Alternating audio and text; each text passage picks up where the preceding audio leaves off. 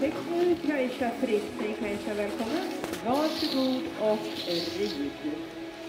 Kajsa rider för Örebro Fältfrislös på e-mail Storsjö 99. Sen har vi en ryttare kvar, det är Sanna Benny startande 7 som håller sig beredd. Därefter är det prisutdelning och vi räknar med att kunna starta nästa klass preliminär 11.25. Jag återkommer med definitiv starttid när den här klassen är klar.